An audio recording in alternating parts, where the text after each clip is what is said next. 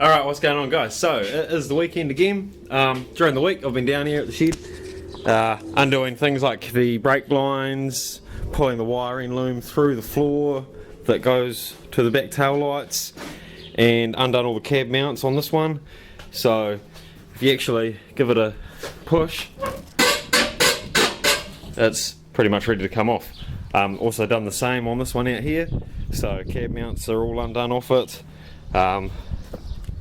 Wiring loom pulled through the floor and undone all the fuel lines and everything. Basically anything that connects from the body or from the firewall to the chassis I have undone. So the brake lines and all that should just stay with the cab and it should just come off, and then we should just be able to swap them over and then reconnect the lines that connect to the chassis, brake lines and wiring and that sort of thing. So I'll go get a forklift now and hopefully it comes off without a hitch.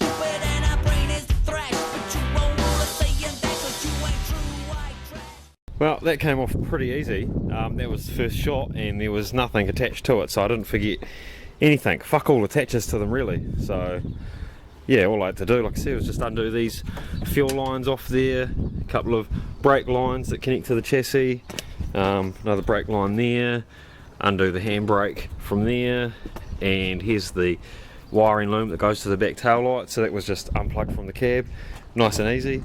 Now I'll push this chassis back a bit, tow that one out, and get the cab off the good chassis.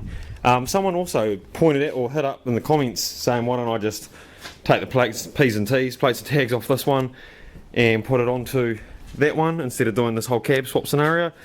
Reason being is I don't want to use this chassis because as it's highlighted there in yellow, LN65, there's the chassis number there, so that won't match my body tag or VIN tag. So I'm doing it this way, so basically this truck can go back on the road legally.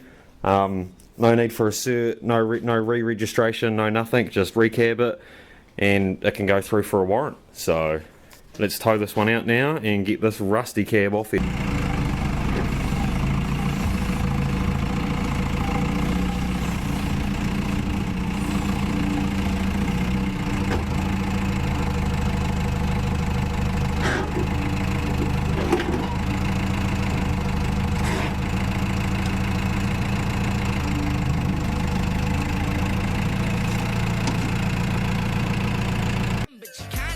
Just a max bet to count until you hit the feature. The jackpot went up another 1,000. You'd have to be a crackpot to bow out now. So be a man, get your money out, bro.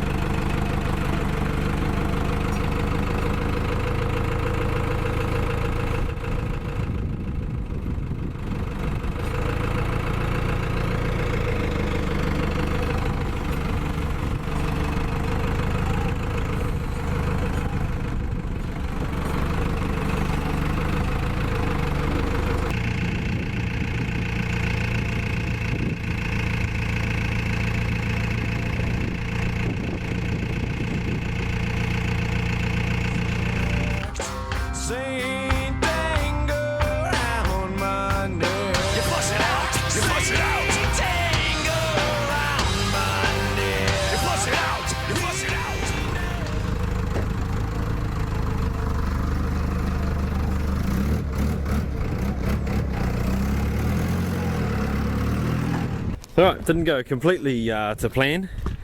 I actually put it down on the gear lever and stabbed a hole straight through the cab. Fucking well done, mint. But didn't go too badly either. So it's pretty much almost already lined up. So I'll be able to push it around by hand now, because they're pretty easy to move by yourself.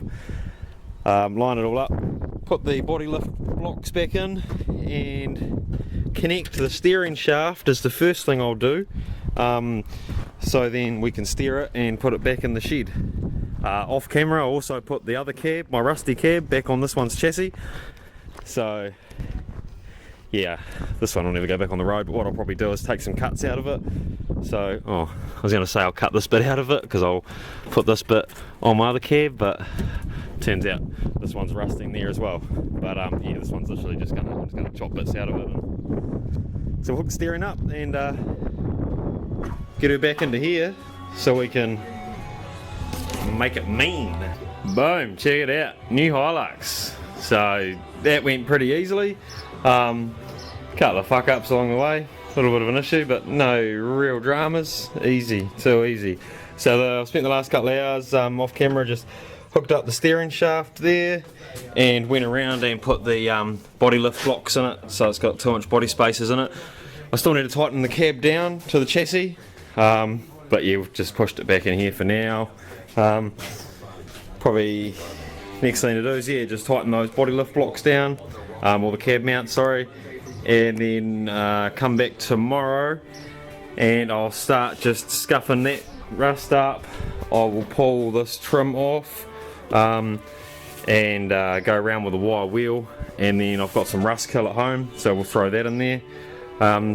Here's a registration tag of it, 2006 it was last on the road, so over 12 years of grime sitting there, so it's fared pretty well for sitting out the back of someone's house for the last 12 years, getting all weathered and all that.